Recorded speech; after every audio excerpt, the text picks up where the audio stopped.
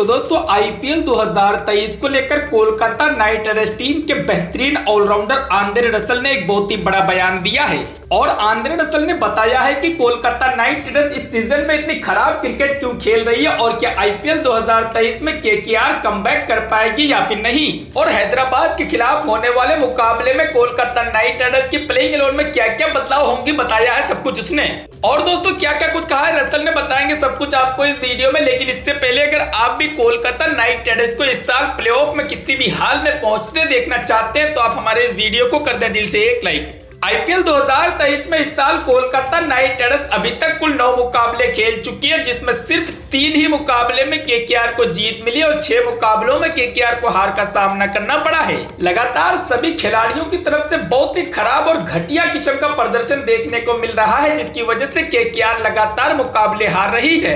खासकर केकेआर के तेज गेंदबाजों ने इस सीजन में पूरे सीजन में ही निराश करके रखा है। लगातार केकेआर के तेज गेंदबाज पूरी तरीके से फ्लॉप साबित हो रहे हैं। केकेआर के तेज गेंदबाजों ने इस सीजन में अभी तक कुछ भी प्रदर्शन करके नहीं दिखाया है, तो वहीं बल्लेबाज टॉप ऑर्डर में भी पूरी तरीके से फ्लॉप साबित होते हैं।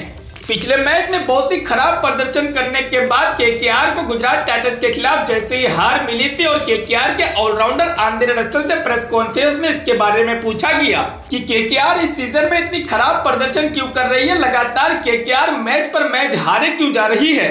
बड़ी बात यह है कि कोलकाता नाइट राइडर्स टीम इस साल कोई इंटेंट ही नहीं दिखा पा रही है। जिस तरीके से टीम को इंटेंट दिखाना चाहिए, जीत का इंटेंट होना चाहिए या फिर प्लेऑफ में पहुंचने के लिए उस टीम की मजबूती दिखनी चाहिए।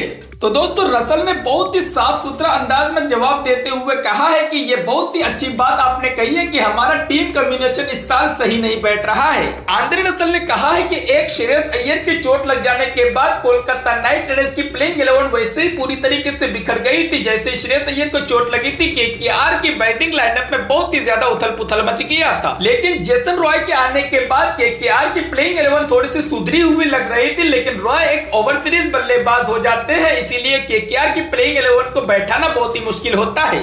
उन्होंने कहा है कि इस साल काफी सारे खिलाड़ियों का फॉर्म भी सही नहीं है। जिस प्रकार से उमेश यादव ने पिछले साल गेंदबाजी किया था, उमेश यादव को इस साल विकेटें नहीं मिल रही है, इसीलिए हमारे लिए समस्याएं और भी ज्यादा बढ़ रही है। वहीं आंद्रे रसल ने कहा है कि कुछ खिलाड़ियों का फॉर्म भी उनके साथ में नहीं है, लेकिन हम ये पूरी कोशिश करते हैं कि हम यहाँ से भी वापसी कर सकते हैं। लगातार हमें 5 मुकाबले जीतने होंगे, जो कि आसान नहीं होगा, लेकिन हम पूरी कोशिश कर सकते हैं जीतने की। आंद्रे रसल ने कहा है कि हम गलतियों से बहुत कुछ सीखे और भी बहुत कुछ सीखेंगे और आने वाले मुकाबलों में हम एक शानदार प्रदर्शन करके वापसी करने की पूरी कोशिश करेंगे। वहीं उनसे पूछा गया हैदराबाद के खिलाफ होने वाले मुकाबले में कोलकाता नाइट राइडर्स की प्लेइंग 11 के बारे में कि क्या कोई बदलाव होगी, तो उन्होंने कहा है कि अगर रॉय फिट हो जाते हैं यानी कि जेसन रॉय फिट हो जाते हैं तो उनको प्लेइंग 11 में खेलने का मौका दिया जाएगा, अदरवाइज पूरी प्लेइंग 11 सेम रहेगी और एक बदलाव हो सकती है प्लेइंग 11 में रसल के अनुसार। तो क्या होगी हैदराबाद के खिलाफ कोलकाता नाइट राइडर्स की मजबूत और खतरनाक प्लेइंग 11। दोस्तों रिपोर्ट के अनुसार यहाँ पर कोलकाता नाइट राइडर्स टीम के लिए अगले मुकाबले में हमें फिर से एक बार ओपनिंग करते हुए दिखाई देंगे जेसन रॉय, क्योंकि जेसन रॉय की टीम में वापसी हो जाएगी तो बड़ा सवाल यह है कि अगर जेसन रॉय की वापसी होती है तो क्या गुरबाज प्लेइंग 11 से बाहर जाएंगे,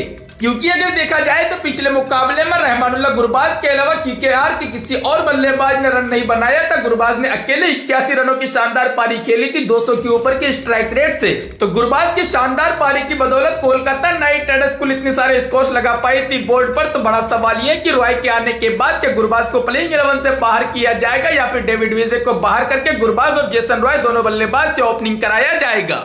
और अगर जेसन रॉय और रहमानुल्लाह गुरबाज केकेआर के लिए ओपनिंग करते हैं तो ये दोनों ही बल्लेबाज ताबड़तोड़ शुरुआत के लिए जाने जाते हैं और अगर ये दोनों ताबड़तोड़ शुरुआत देते हैं केकेआर को तो केकेआर की स्थिति मजबूत हो जाएगी। वैसे तो केकेआर का लॉजिकली यहाँ तक प्लेऑफ में पहुंचना बहुत ही मुश्किल है। तो इन दोनों के बाद दोस्तों तीसरे नंबर पर वेंकटेश अय्यर लगातार खेलते हुए नजर आएंगे। पिछले मुकाबले में वेंकटेश अय्यर को नीचे भेजा गया था 4 नंबर पर, तो फ्लॉप साबित हो गए थे। तो वेंकटेश अय्यर को फिर से एक बार 3 नंबर पर ही खिलाया जाएगा, क्योंकि वो लगातार 3 नंबर पर केकेआर के लिए काफी ज्यादा स्कोर्स करके आ रहे हैं। और वेंकटेश अय्यर कोलकाता नाइट राइडर्स के लिए इकलौते ऐसे बल्लेबाज हैं जो केकेआर के लिए इस सीजन में सबसे ज्यादा रन बनाए हैं। तो वेंकटेश अय्यर से शानदार बल्लेबाजी की फिर से एक बार उम्मीद होगी और कोलकाता नाइट राइडर्स को जीत दिलाने की उम्मीद होगी। उसके बाद केकेआर के कप्तान नीतीश राणा खेलते हुए नजर आएंगे, जो कि कुछ मुकाबले में रस मारते हैं और कुछ मुकाबले में फलों साबित हो जाते हैं। लेकिन राणा से कप्तानी वाली पारी की उम्मीद होगी, क्योंकि वो एक शानदार बल्लेबाज है जो नीचे आकर के ताबड़तोड़ बल्लेबाजी करने के लिए जाने जाते हैं। और अगर नीतीश राणा केकेआर के लिए मिडिल ऑर्डर में 50 रन मार देते हैं तो कोलकाता नाइट राइडर्स की बल्लेबाजी लाइनअप काफी मजबूत दिखाई देती है। तो नीतीश राणा से शानदार बल्लेबाजी की उम्मीद होगी। उसके बाद फिर से एक बार रिंकू सिंह खेलेंगे।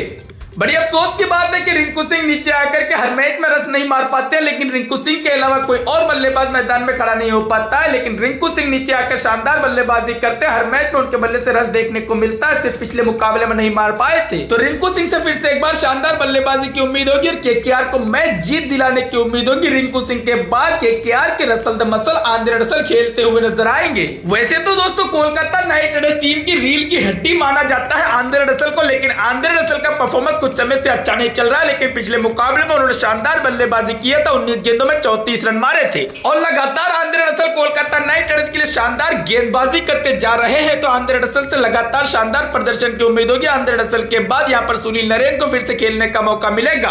पिछले कुछ समय से सुनील नरेन का टाइम भी अच्छा नहीं चल रहा है, लगातार उन्हें विकेट नहीं मिल रहे, काफी कम विकेट मिल रहे हैं, साथ ही में बल्लेबाजी में भी फलों साबित होते हैं। लेकिन सुनील नरेन एक चैंपियन गेंदबाज है, तो ऐसे में सुनील नरेन से शानदार गेंदबाजी की फिर से एक बार हम सभी को उम्मीदें होगी।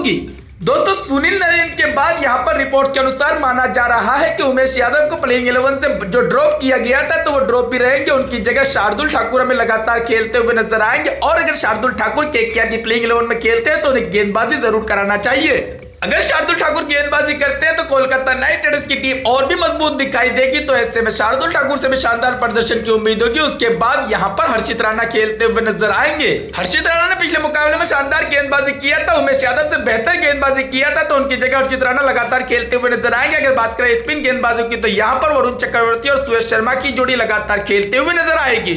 और अगर वरुण चक्रवर्ती और सुयश शर्मा की जोड़ी केकेआर के लिए लगातार खेलती रहती है तो वो शानदार प्रदर्शन करती जाएगी, क्योंकि अभी तक खेले गए मुकाबलों में केकेआर के लिए सबसे ज्यादा विकेट्स इन दोनों ने ही मिलकर चटकाए हैं।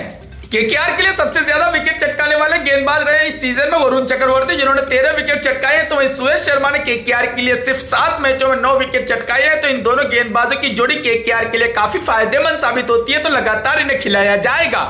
ओवरऑल कोलकाता नाइट राइडर्स की पूरी बैटिंग लाइनअप सेम रहेगी और गेंदबाजी लाइनअप में और ओपनिंग जोड़ी में बदलाव देखने को मिल सकता है अगले मुकाबले में। वैसे कप्तान नीतीश राणा ने भी यही कहा था कि हमें अपनी स्ट्रेंथ को समझना चाहिए कि हमारी स्ट्रेंथ क्या है और हमारी टीम क्या है। हार के बाद राणा ने कहा था कि हमने पूरे सीजन में यही मिस किया है कि हमारी टीम क्या बनती है, हम किस टीम को खिला रहे हैं। हम अफसोस की बात है कि हमारे पास कोई ऐसा तेज गेंदबाज नहीं है जो कि लोअर ऑर्डर में आकर के यानी कि अंत के ओवर में आकर के शानदार गेंदबाजी करके केकेआर को विकेट दिला सके। तो दोस्तों आपके अनुसार कोलकाता नाइट राइडर्स की प्लेइंग 11 में और कौन कौन से खिलाड़ियों को खेलने का मौका मिलना चाहिए? वैसे आपको क्या लगता है, उमेश यादव को अब भी खेलने का मौका मिलना चाहिए या फिर उमेश यादव का यहीं से सफर अंत कर देना चाहिए? वही आपको क्या लगता है कोलकाता नाइट राइडर्स टीम के लिए ओपनिंग कौन कौन से खिलाड़ी को करना चाहिए? रहमानुल्लाह गुरबाज को या फिर जेसन रॉय के साथ एन जगदीशन को ओपनिंग करना चाहिए या फिर एन जगदीशन को भी प्लेइंग 11 से बाहर कर देना चाहिए? गुरबाज और रॉय के साथ केकेआर को ओपनिंग करना चाहिए? आप हमें नीचे कमेंट बॉक्स में कमेंट करके जरूर बताएं। और अगर आपको हमारा ये रिपोर्ट थोड़ा भी पसंद आया हो तो वीडियो को दिल से एक लाइक कर दें, साथ ही में चैनल को भी सब्सक्राइब करके बेल आइकन को भी प्रेस कर दें इसी तरह की रेगुलर अपडेट्स को हमेशा पाने के लिए।